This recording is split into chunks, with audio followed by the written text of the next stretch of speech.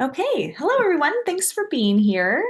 We're here for our fourth community forum for federal oral health care, and we're focusing on community voices today.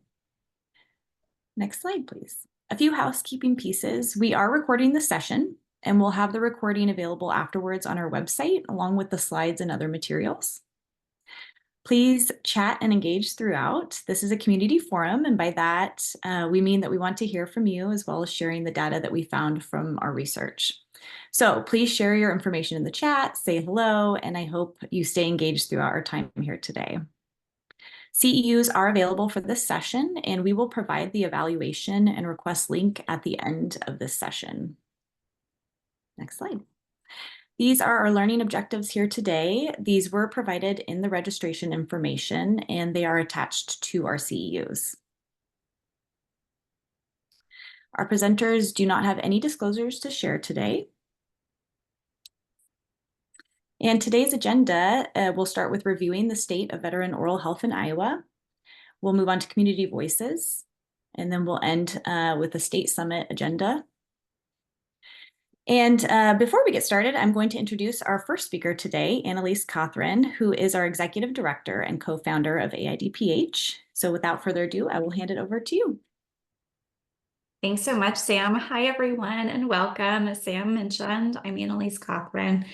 I use she, her pronouns, and I am the co-founder and executive director of AIDPH. We are so thrilled to be hosting our fourth and final community forum session that we have been facilitating throughout the year. So some of this information might be new to you if you haven't joined us for a community forum session, and some of this might be information that you've seen before. But we're also very excited to have Dr. Carol Birch joining us today from the iSmile Silver Coordinator Program. And I'm going to allow her to introduce herself as she goes through her slides in a little bit as part of the second half of this presentation. So you'll hear more from Carol in just a moment.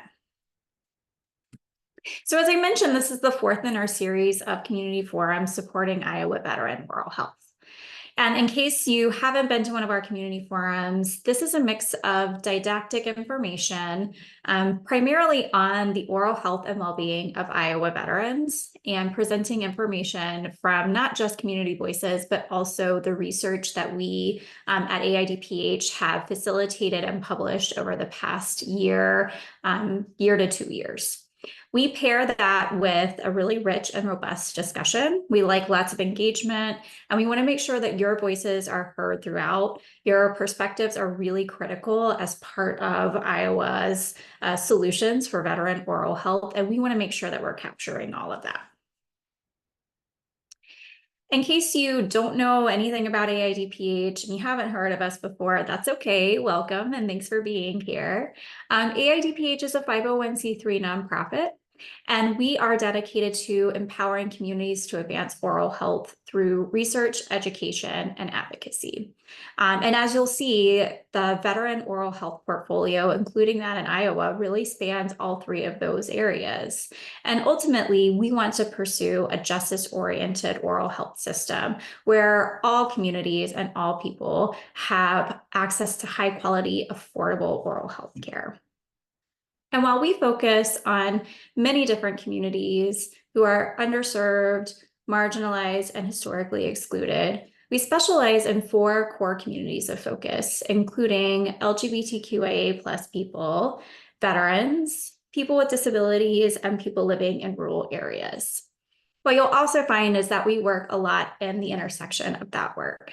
And Iowa is a wonderful example of how we focus on disabled veterans and veterans living in rural areas, and really dive into the particular disparities that are felt by those overlapping identities and particular marginalization that those communities can feel.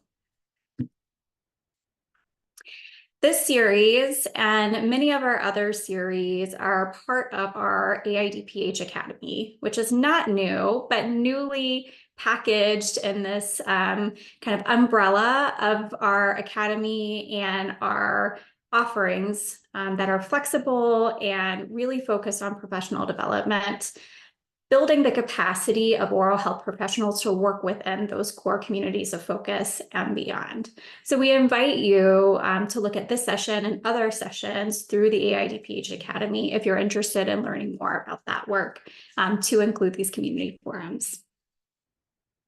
So I'm really interested today in hearing about what your role is in supporting veteran oral health. And if your role isn't identified here, let's capture that in the chat, and that's okay. But we're really interested in hearing where your focus is and what perspective you're bringing here today. And we're going to leave that poll up for a little bit as I go through the next slides, because we really want to hit 100%. And I know sometimes it might take a minute for folks to respond. So I'm going to move to the next sort of series here, introducing our work and what we're doing to date in Iowa. So at the AIDPH website, you'll see that we have a landing page dedicated to Iowa veteran oral health. You'll see the report that we've compiled. You'll see all of these community forum sessions. You'll also see an interactive dashboard with data and an executive summary. And at the end of the day, it's all encapsulated here on the state of veteran oral health in Iowa. This is a report that we've worked on for nearly 2 years, both compiling data, but also disseminating it and understanding stakeholder experiences so that we can help identify solutions for advancing oral health for Iowa veterans. And we want to start here with the basics. I like to say, if you don't hear anything else that we've said here today, and you really don't take anything else away, this is something that I would love for you to leave with, which is an understanding that most veterans are not getting health care through the VA. They're not getting dental care through the VA. So, in the whole universe of veterans here in the US, we have about 18 million. Half of them are eligible for care through the VA. So they can go and get some form of medical care, maybe not comprehensive. They can get some form of medical care through the VA because the VA has said that they meet eligibility criteria. So about 9 million veterans walk into the VA for their medical care. And unfortunately, 85% of them walk out of those appointments ineligible for dental care and possibly leaving with pain or unmet dental needs because of very strict eligibility criteria. So of that 15 or so percent who are eligible for dental care, only about a third utilize that care because of other barriers aside from coverage that affect utilization. So this affects all veterans, the lack of dental care, a fractured system, and high out-of-pocket costs affect all veterans. But what we want to talk about here today is how this system affects specifically Iowa veterans. So in order to do that, AIDPH compiled a report looking at the oral health and well-being of Iowa veterans. And really, we wanted to explore 4 key topics. One being, how do veterans in Iowa differ from non-veterans in Iowa? What does their oral health look like? And are veterans experiencing disparate outcomes compared to non-veterans? Number 2, what factors may have contributed to poor oral health among veterans in Iowa? What is facilitating or creating barriers to improving oral health? And also, what can we do? What steps can we take or solutions can we identify in order to advance equitable oral health for Iowa veterans? And so with those report objectives in mind, we created this report, which I've already mentioned is on a landing page of the AIDPH website, and we paired that with very visually engaging materials that we hope have made it very easy to understand what the report outcomes are, and also identify different data points that are specific to your county and your community in Iowa.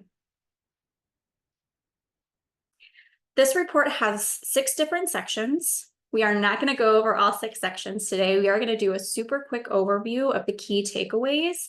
And then Dr. Birch is going to kind of talk about from a community perspective what that really looks like in implementation. So we're going to go over kind of the takeaways associated with oral health and well-being along with integrated care and really identifying that community voice and those solutions identified through key stakeholder interviews. So we identified some key stakeholder and target audiences, which you'll see corresponds with the poll that we sent a little bit earlier. And we found that as we were preparing this report, that there were really recommendations and opportunities to advance equitable oral health in Iowa for 6 different stakeholder communities. And so I can see here that about half of you are clinicians, which is really exciting. We have lots of things for you to learn and lots of opportunities for you to stay engaged in this process. We also noted that about a third of you are researchers, which is great because we have so many data gaps and we feel like there's a lot of work to be done on the research front and a lot of stuff we don't know about oral health for Iowa veterans. So with that, I'm going to do a really brief overview of our takeaways and conclusions. Normally in our community forums, we choose a particular topic and we do a deeper dive on what we found and what the strategic recommendations are for that specific topic. Here, we're really just going to give an overview of what we found, what the conclusions are, and then we really want to talk more in depth about stakeholder engagement and identifying opportunities to overcome barriers and facilitate different stakeholders finding solutions to advance collaboratively veteran oral health in Iowa. So number one, we focused on access and infrastructure. And this was a really big section in terms of takeaways and conclusions that we pulled for this report. As I already mentioned, Iowa veterans, like many veterans throughout the US, are experiencing a fragmented care delivery system, really as a function of difficult eligibility associated with the VA and siloed access to dental care. And that is coupled with the lack of financial support that veterans often experience. We understand that Iowa actually has some innovative policy solutions here. And we like to talk about Iowa leading with the Veteran Trust Fund, with the iSmile program, recognizing that there's lots of ways to overcome these barriers and facilitate access to care, but that more needs to really be done in order to meet that equitable space and address the unmet need for Iowa veterans. This was also very clear as we went through the report and coupled that with key stakeholder interviews that the oral health workforce in Iowa is very strained. We know that the oral health workforce is actually strained nationally, and Iowa is certainly not exempt from that. Providers often don't have access to the resources that they need to meet the needs of rural veterans. And there's a lot of barriers to accessing that care that the workforce can't control or contribute to. So as I mentioned, rural veterans are among the highest need because of the geographic barriers that they experience. But we also know that they are experiencing disproportionately poor oral health outcomes connected to their rurality and probably complex medical needs.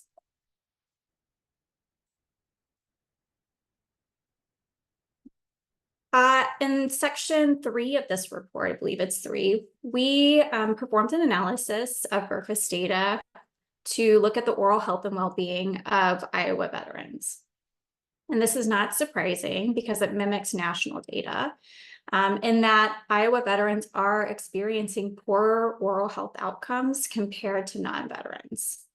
So when we looked at indicators like dental visits, when we looked at indicators like loss of natural teeth, Iowa veterans unfortunately had poor oral health outcomes. And we also noticed that they were exacerbated by chronic disease conditions and other health indicators, including mental health. Again, unfortunately, rural veterans were experiencing the worst oral health outcomes. So when we added the lens of rurality into this equation, rural veterans performed or had poorer oral health outcomes compared to non-rural veterans. We did examine the effect of overall health and oral systemic connections, recognizing that chronic disease conditions like heart disease and diabetes have significant impact on oral health outcomes. Our research at the national level, AIDPH's research at the national level, indicated that veterans actually experience these chronic disease conditions at a higher rate compared to non-veterans. And we assume that this is related to military service and the variety of exposure and risk factors that veterans have compared to non-veterans. So Iowa veterans were certainly not immune, unfortunately, from this connection, and that veterans with heart disease and diabetes living in Iowa certainly experienced poorer oral health outcomes as a complication of those diseases. And we saw this effect was more profound among rural veterans. Lastly, the cost of poor oral health is significant nationally and also in Iowa.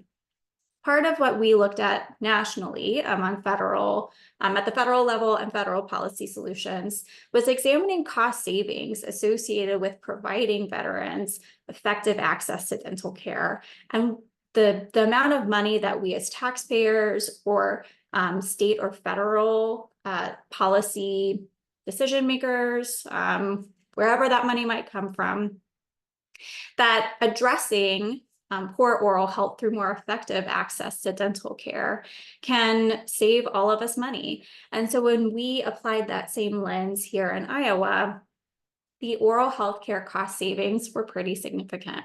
So for veterans, Iowa veterans with diabetes, we could save an estimated $55 million annually. And for Iowa veterans with heart disease, we could save $66 million annually by providing them more effective access to oral health care. We also analyze emergency department visits for Iowa veterans, and there are some implications there, as we already know, about the high cost of inadequate access to care and ways that we can both reduce emergency department visits, but also ensure that veterans are living with high quality and pain-free experiences by not having to resort to emergency department visits for preventable dental issues. We wanted to share a couple of quotes here talking about how this affects communities in a very real way.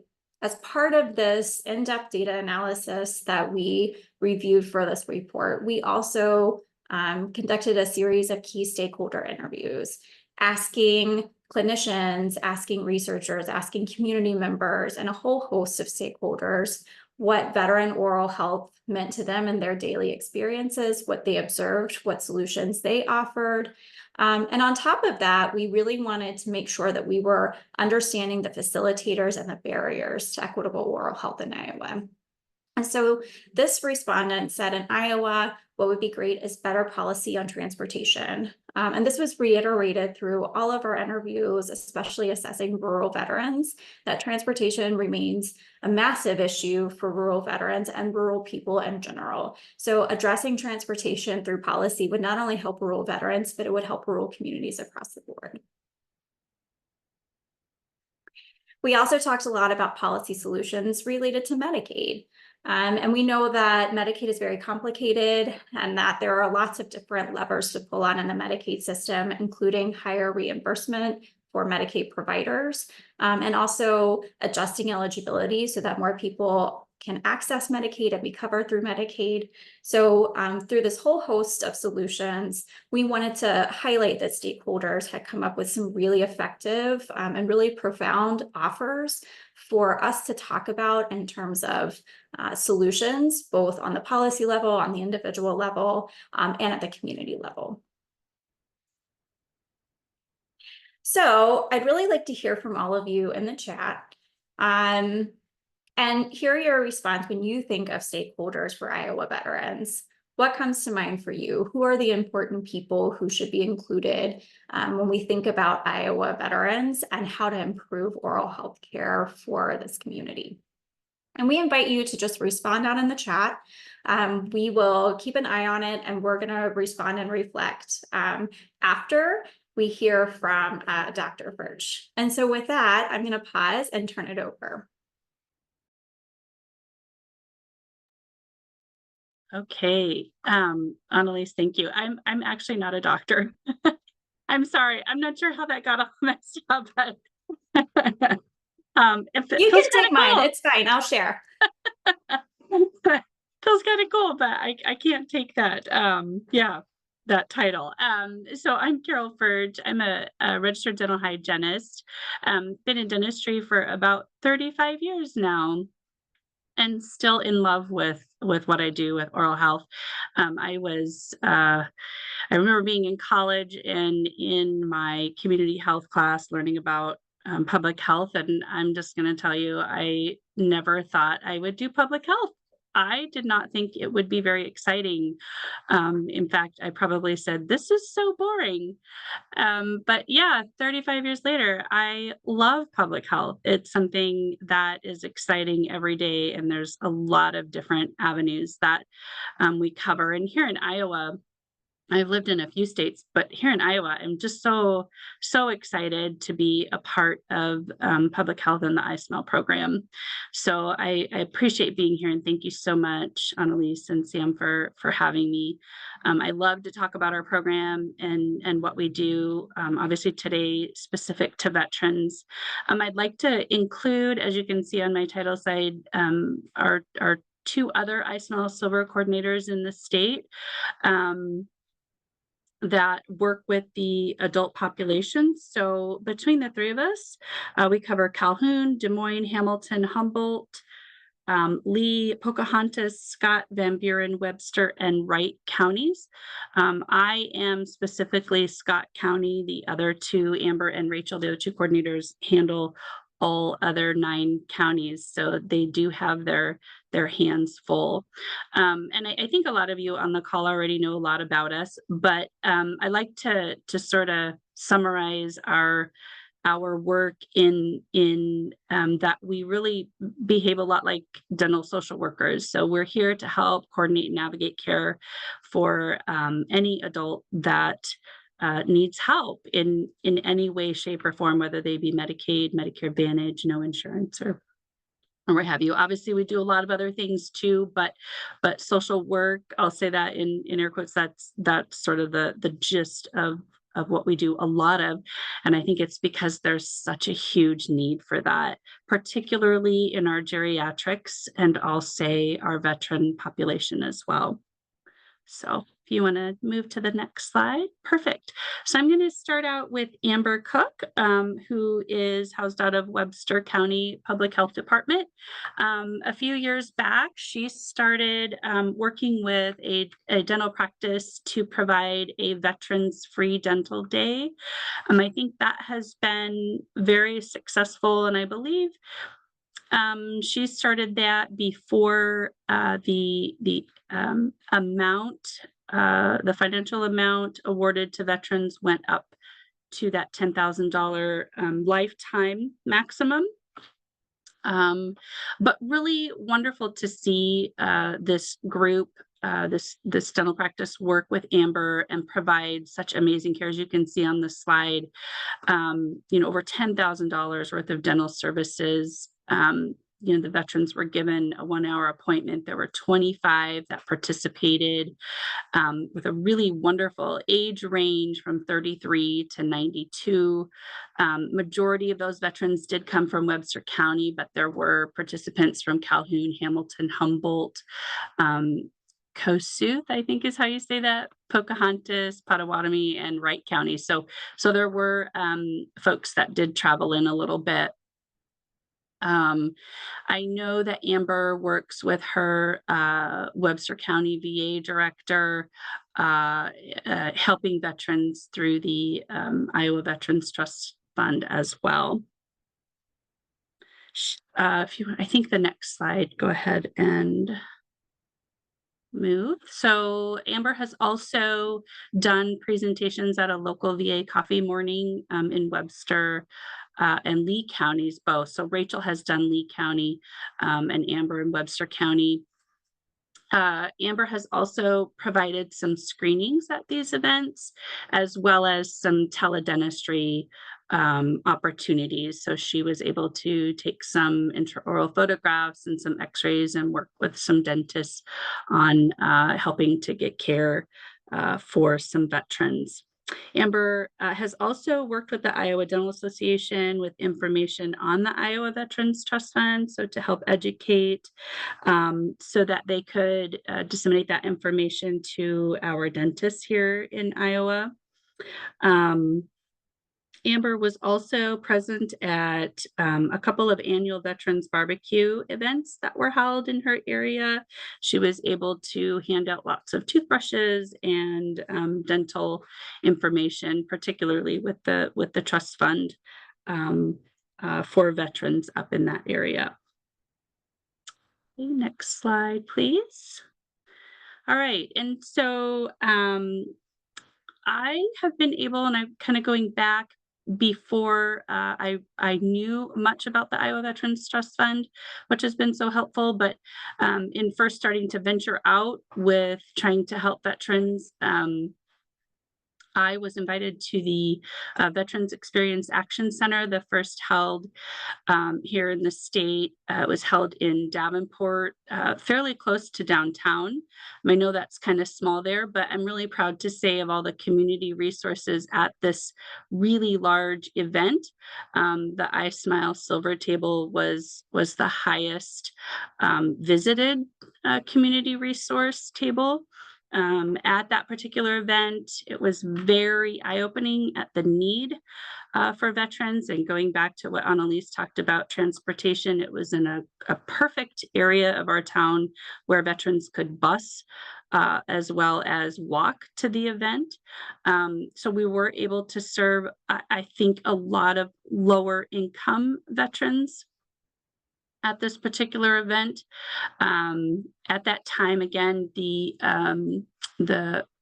amount that a veteran could get towards dental care through the trust fund was much lower. I didn't know a whole lot about it, so I partnered with our FQHC in the area and invited them to come, so they were able to bring a scheduler. So as we saw veterans and their needs, we were providing screenings and fluoride, but as we saw their needs, we were able to get them scheduled with community healthcare center right then and there, so that they knew when they left the EAC that they had an appointment. So that was an amazing collaboration.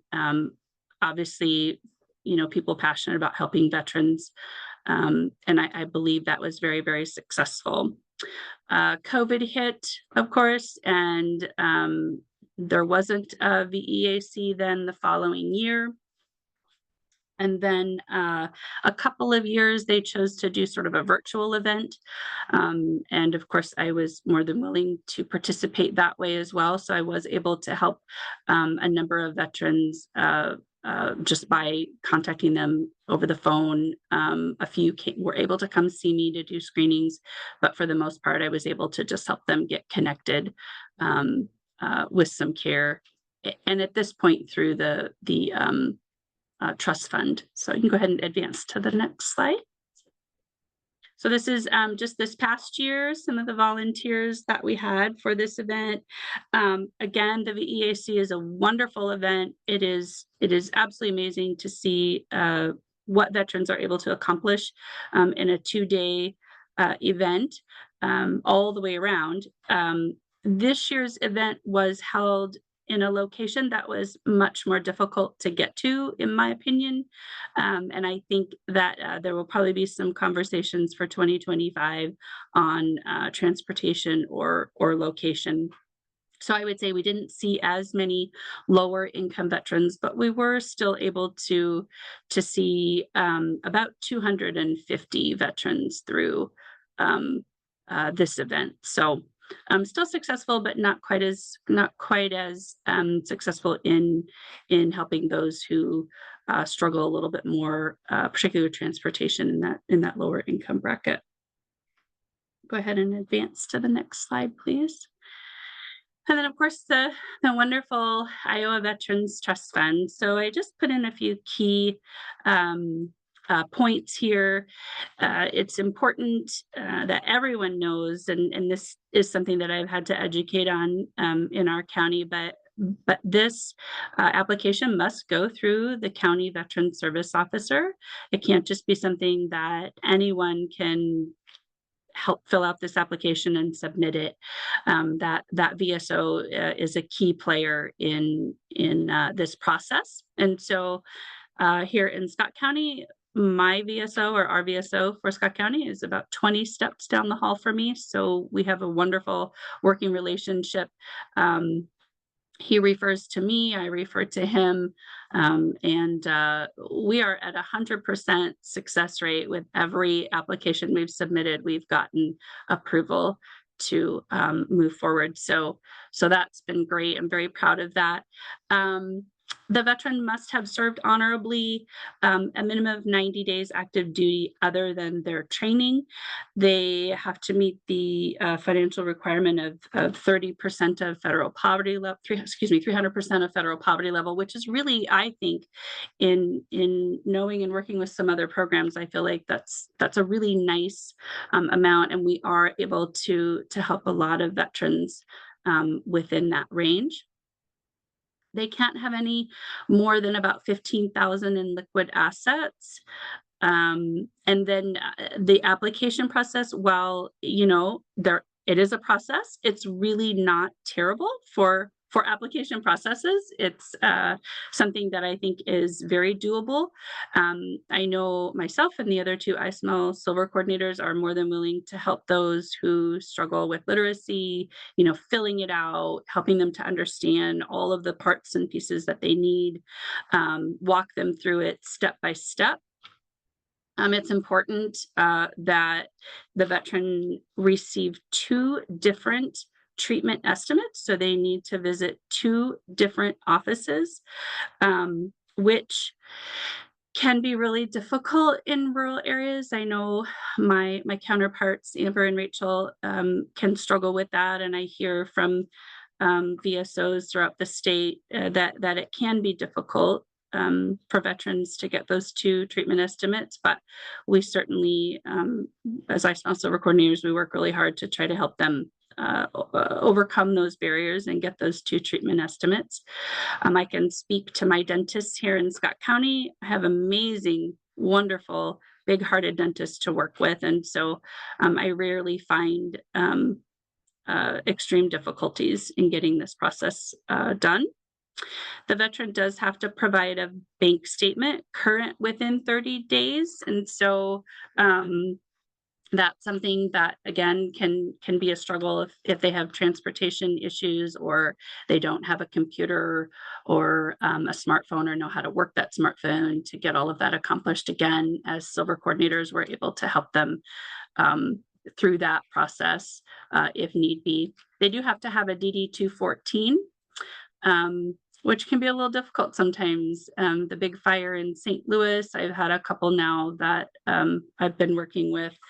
That can be hard to muddle through, but we do it, we get there. And then they have to have a copy of their benefits paid letter, meaning if they have a service connection disability compensation, that has to be also submitted with the application. So it can be a real process, particularly back to those 2 estimates. If they say they need oral surgery, or they need endo, or perio, we have to have 2 estimates from all. And so it could be a lot of appointments that need to be arranged, which can get a little overwhelming for some. But again, as having an iSmell Silver coordinator, I think can help ease up on some of those burdens by just making those phone calls and making sure that office understands what we're working with, how we're working with these veterans, so that there's that compassion and understanding when the veteran goes to these appointments. And so again, I can speak to here in Scott County. So far, it's been wonderful. Our veterans have loved all of the dentists that we've utilized for them. And then finally, when everything is wrapped up, we've got all of the documentation needed. The dentist does have to provide a W-9 form, and of course the treatment plans.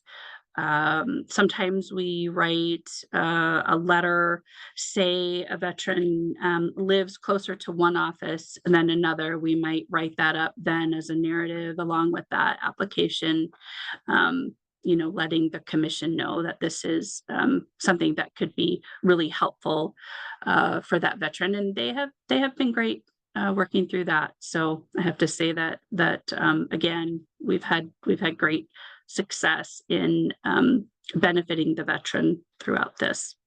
So, and I think, do I have another slide? Yep, I do. Yay. I think I've already basically talked about this through the process, but that care coordination and navigation piece has been, I guess, to me, seems so critical.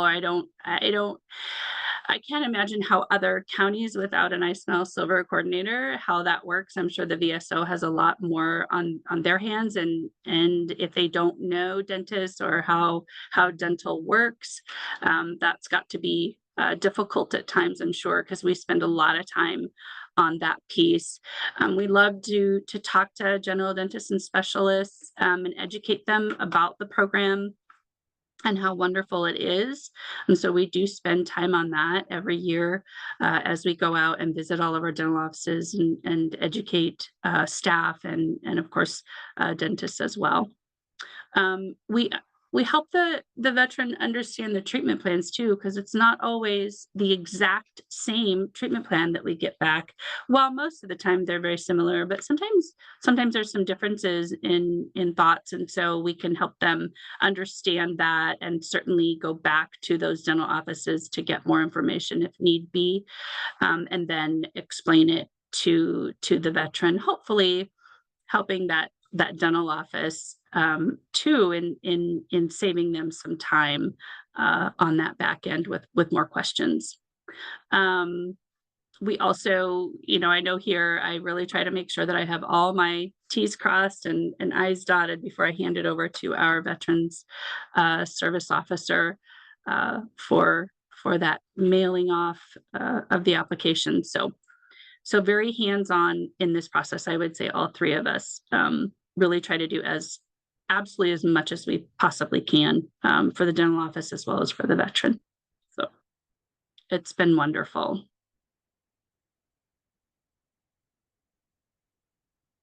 Right. So if anybody has any questions, I don't know, Annalise, we were going to wait till the end to get any questions if there's more to our presentation. No, I think we can take questions now. And I would encourage folks to come off of mute and ask questions. You can also pop them into the chat, and Sam or I are happy to facilitate those. Carol, one question occurred to me, if I could ask that, which is, on the stakeholder question. I know that iSmile is a really collaborative program, and you've demonstrated that here. It's not just about facilitating access to the Veteran Trust Fund, which is huge and so helpful to have that navigation support for a veteran who, may be struggling with all kinds of different barriers. So I think that's huge. So, of the stakeholders that you've identified, I'm hearing the veteran service officer, veterans themselves, obviously, dentists and clinicians, because they have to be a part of that treatment planning process. And you also gave us examples of, community members through these workshops and events that you do to help kind of spread awareness and visibility. And, I'm curious if you feel like it's been a struggle to engage any stakeholders that you think are important to this process that you haven't been able to get to the table, or you think could be a critical part of advancing the work that you do. Oh, I think, I mean, I can't speak for Rachel and Amber, and again, they have some more rural areas that they work in, but here in Scott County, I've just had really, really good response from stakeholders, and again, our dental community. I think it would be great, just going back to that transportation piece, that can be really difficult. I'm working with a veteran right now, actually, as we speak, that's a little tricky he has a lot of medical complexities, but needs dental care. Um, and Getting a medical release to have the dental care has not been an easy feat. But the social workers at the VA have been great. They're doing their best to help me. It's a physician with the VA that wants to sign a form.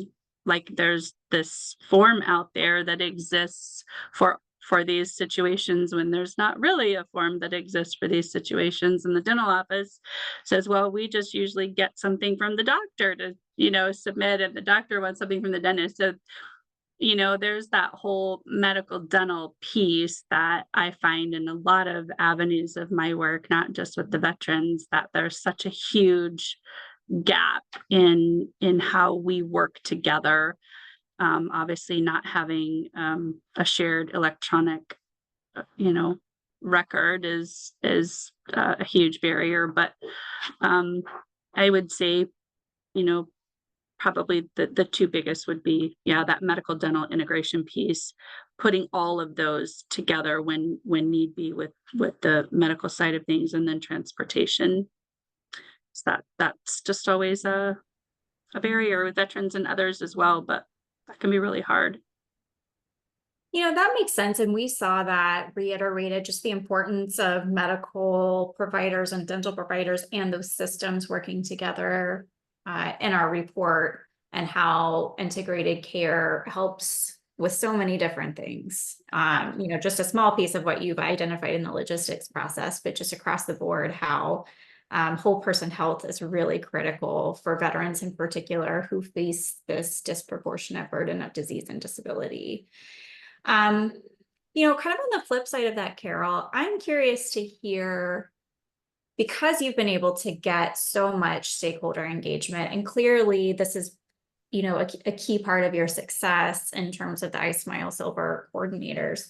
What's the key? What's the secret here that you feel like you've really been able to keep folks engaged? Is it just passion about the topic and veterans and people really caring about it? Or, have you had to work a little bit harder with some, or, what's been your process to keeping folks wanting to collaborate in this topic? Yeah, I think just good communication too. And again, I've got quite a few dentists here in Scott County that just any way they can help, they want to help. They don't question a whole lot. It's, hey, if we can help you, Carol, let us know. But then there's others that are reluctant. And so maybe just I've revisited several practices for the sake of location for that veteran. So here in Scott County, our west side, there's not as many dentists, but there are a lot of veterans living on the west side. And so initially didn't really have what I wanted as a response from some offices on the west side, but you just keep trying. And I know that appealing to that, hey, this veteran really struggles with transportation, but you're an easy office to get to, even within walking distance. Could we just try this once? And this is how the process works. Dollar for dollar reimbursement is nice in the dental world because we don't get that. And so that's a wonderful opportunity for a dentist to actually get reimbursed for all the hard work that they put in. And these cases are not, most of the time, not just, simple things. There's a lot going on. And so I think it's the constant communication. We do our annual visits, face to face with office staff, and just every time we talk about it, every time, and talk about the successes. So there are great stories, that we can share. And I think stories are key to getting those who may not have thought about, providing the care. But I think nowadays we have in general, there's more people that are willing to help veterans. who are in need. So that's been very helpful. Well, I appreciate that conversation around communication. You know, and I think I'm hearing you also say it really does facilitate personal investment. You know, knowing what's happening, staying engaged is bringing in value and sharing that value between the two kind of between the work that you do and the stakeholders that you engage. And when you have that shared value through communication, I really like that you highlighted that, Carol. That's a good takeaway for me too. Okay, any other thoughts or questions before we head to the next section here? Annalise, this is Jackie Miller, and I'm sorry I came in late, but I was leading another meeting, but I just have one comment, and maybe this has already been discussed, but first of all, there needs to be 99 Carols because she is absolutely amazing, and I think everybody knows that, but just to restate that. But being a past VSO and being in a county, I live in northern Iowa, and serving Winnebago and Worth County, where there's one dentist in Worth County, there's 3 in Winnebago County. Getting a free estimate for a veteran is near impossible to do because there's too many people needing dental care for them to give up somebody that's going to be a paying client per se. And so that was always a big struggle for me. I unfortunately never got a trust fund application approved. And a lot of it came down to just actually getting estimates for those veterans. And not that I didn't want to fight for them, but there's, Carol has a very unique unique working opportunity that she has with her VSO, and it should just be replicated everywhere. If it could be, it'd be just wonderful. But I think the lack of number of dentists also plays into it because then transportation comes in, like Carol said. So then I was transporting veterans an hour away to get to Mason City in my area to get an estimate, and it's not feasible for some of those folks either. So I just wanted to throw that in for food for thought that even the more rural counties you get to, it's even more of an obstacle with not only accessing a dentist, but also the transportation piece of that, which I'm sure most everybody on here knows as an Iowan, but I just had to restate it. Yeah. The Pretty two passionate estimates, about my veterans. right? And I know Jackie and I've conversed about this a lot, but the 2 estimates I've seen that be a positive at times in my county, obviously not being so rural, but it really does tend to build up on more of the burden side or the barrier side of getting those 2 estimates, and particularly when you have to bring in specialists and whatnot, that really throws it into a whole nother bang. So yeah. And you would hope Thank that you, you Jackie. could rely on like a community health center in the area, but unfortunately ours can't keep a dentist. So that it's just like it compounds the issue, and I just wish we could replicate what you have because it is so amazing, Carol. And not only you, but what Rachel does as well. And I know out of Webster County too, it's amazing. I'm so proud of what you guys do. Thanks, Jackie. Thank you. Yeah, and Jackie and Carol, I'm glad you both highlighted an aspect that I didn't know a lot about, but we like to highlight the Iowa Veteran Trust Fund as kind of a gold standard in some ways, that this is a really cool policy aspect that doesn't involve Medicaid expansion. It's kind of a standalone program that a lot of states could invest in and model.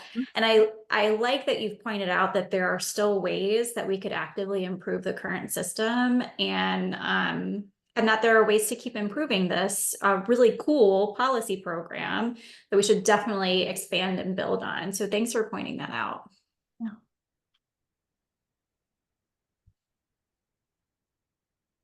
Okay, so if you want to connect with Carol, here is her information. We highly encourage you to do that. As Jackie mentioned, she's super cool. And we love the work that I Smile Silver does. We also highlight that throughout our Veteran Oral Health virtual road tour, kind of as a shining example of pairing a really cool policy process like the Iowa Veteran Trust Fund with care navigation, and how those two systems and infrastructure working together creates a really good way of navigating really common barriers. So if you want to learn more, here's Carol's information. And we've kind of gotten into this a little bit in our conversation, but I would love to hear any other thoughts or feedback. I know several of you added some key stakeholders that you thought were important to this process earlier in the chat. And I'm wondering if you can talk about maybe facilitators or barriers that you see to engaging those stakeholders.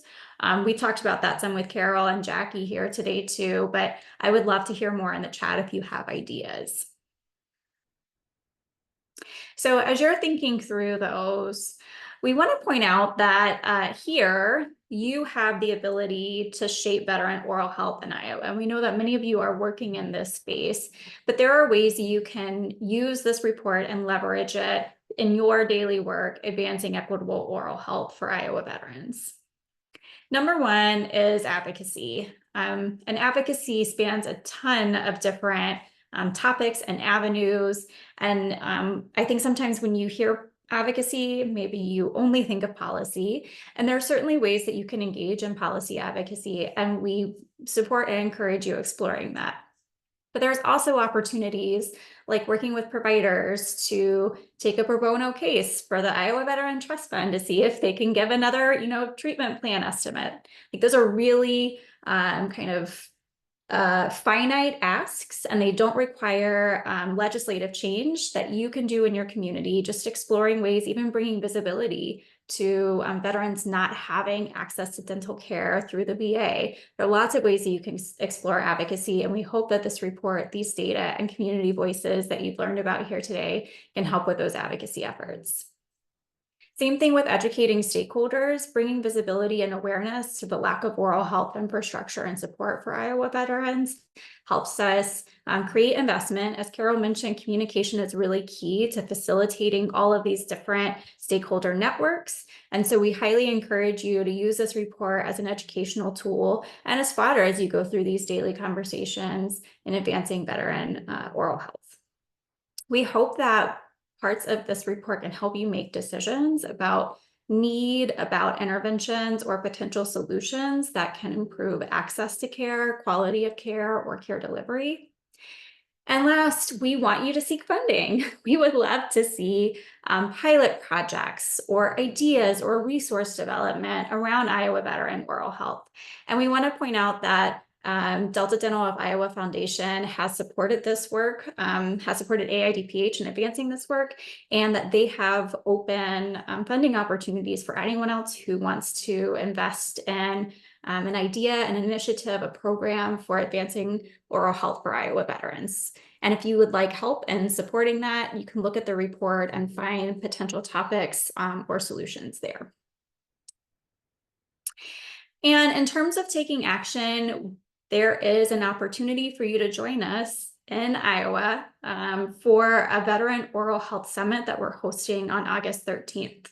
This is really more of a strategic planning session than anything else. It's not a conference. We're not talking at you. This is a really engaging, very community-focused summit where we are looking to design a path towards strategic action. So in our report, we highlighted 31 different strategic recommendations based on the data that we found to potentially improve veteran oral health in Iowa. Some of them are really small, short-term solutions. Some of them require systems change. And we want you to show up and help us prioritize these solutions.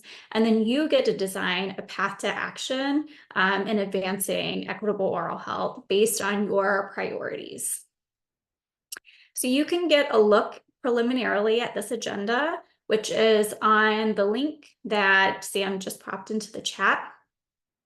And so you can look at the goals, you can get a feel for the report. Very soon, we'll actually be sending out a survey where all 31 of those recommendations, we'll get your feedback on where we should prioritize working a path to action. So through this summit, we hope to answer 3 questions, which is, where are we now? Where do we want to be? And how do we get there? So you, as attendees and participants, will design a very actionable plan in order to get us where we need to be throughout veteran oral health in Iowa and improving that. So number one, to close out, we would love for you to register for this event. It is hopefully at a time and location that is convenient. We've designed the timing so that you can drive in the morning and leave in the afternoon and get to the good stuff in between. So we would love to see you there in person. Please fill out the registration. It is complimentary and there is no cost. We just want you there with your great ideas. Also, please keep an eye out for the survey that we'll be sending very soon on identifying those priority recommendations. So in the meantime, as you're preparing for the summit, we would love for you to evaluate the session. The feedback that we have, the questions that we have on this evaluation are actively used in informing strategic planning and coalition building and all kinds of ideas around how to improve veteran oral health for Iowa. So yes, we want your feedback on the session, but we also want your feedback on solutions for veteran oral health in Iowa. You have CEUs available for joining us today, and to do that, you take the evaluation and request the CEUs. And then lastly, this session, as we mentioned, is being recorded and will be available on the Iowa Veteran Oral Health page on the AIDPH website. We'll also follow up with you via email so that you get access to all of the good stuff we've learned here today and stay connected to the work, including our next steps for engaging stakeholders directly in our summit. And so with that, I want to thank you all for your time and attention today. We appreciate all of the work that you do in Iowa and beyond. And importantly, thank you so much, Carol, for sharing your time, your energy, and your expertise with us. And so with that, we'll see you next time. Thanks, Carol. Bye, everyone.